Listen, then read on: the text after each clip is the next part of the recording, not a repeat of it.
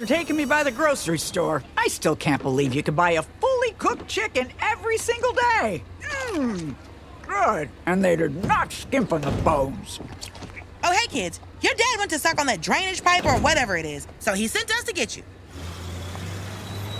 So, guys, have you seen this grave out in the woods? Who will be representing Mr. Shaw? I'll take the case, but if it pleases the court, I'll be pretending to be my favorite lawyer, the lead character from the 1961 TV show, Shirley Dunn, Lady Lawyer with a Gun. She waves her gun around a lot and occasionally shoots a juror. Court is pleased. Continue. Honeybee, your opening statement. Oh, same statements as before, but about my brother this time. Very good. Lady Lawyer, you're up.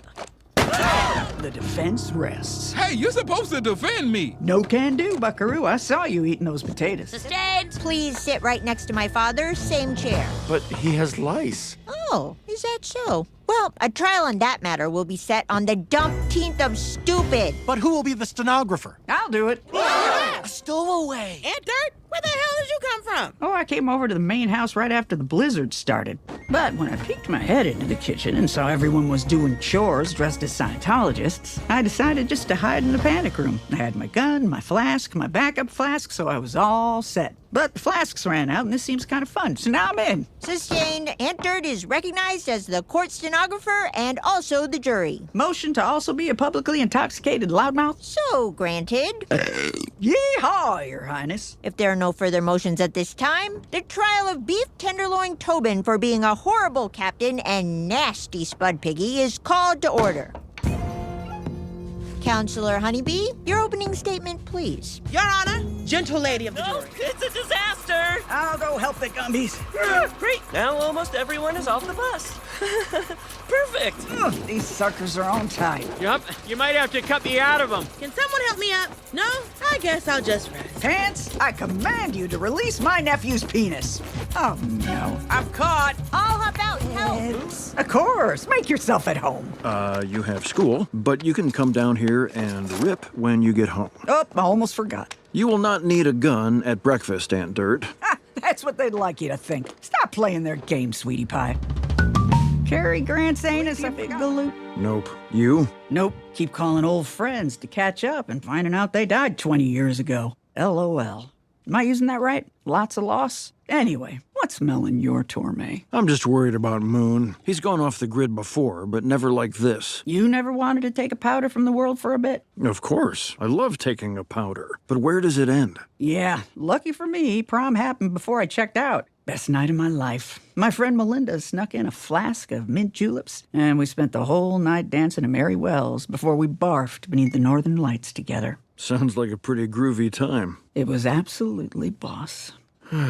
All right, enough is enough. Moon is going to his Lil Prommer's prom prep for Lil Prepper's practice prom if I have to dig through the Earth's crust and come up through the bunker floor to get him out. Well, you don't have to go that far. Don't tell the Rooskies, but one of the bunker walls is just straight up plywood. Kind of ran out of bunker cash at the end. All you gotta do is dig down a couple feet, give it a swift kick.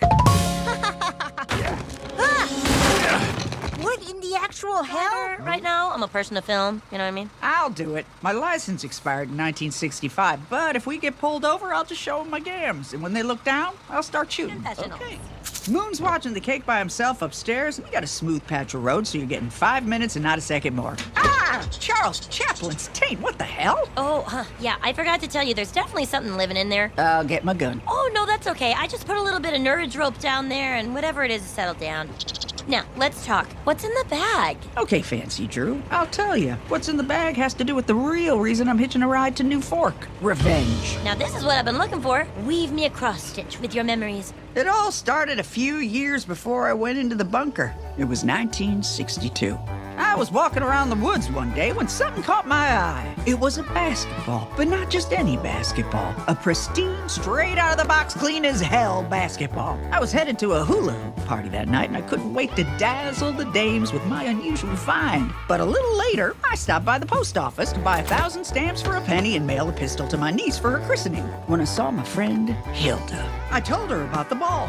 Then that night at the party, I see Hilda holding a pristine, straight out of the box basketball. Claims she found it sitting in the woods, just like me, when she clearly just bought a new one. I've never forgotten what she did to me. Never. And that's why I brought these. Moon helped me use the pornography typewriter. The computer. May I finish? And we found out that Hilda lives in New Fork. So I'll go up to her place, ring the doorbell. When she opens up, I'll throw all these basketballs at her lying face. Whoa. She deserves it. My story isn't the only thing she stole. I cut my hair short, she cut her hair short. I got horn-rimmed glasses, she got horn-rimmed glasses. I get polio, she gets polio. Well, it is highly contagious. Don't defend her. Sorry.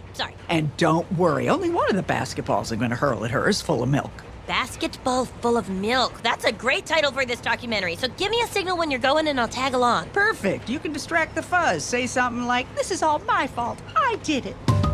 Okay, we're halfway there.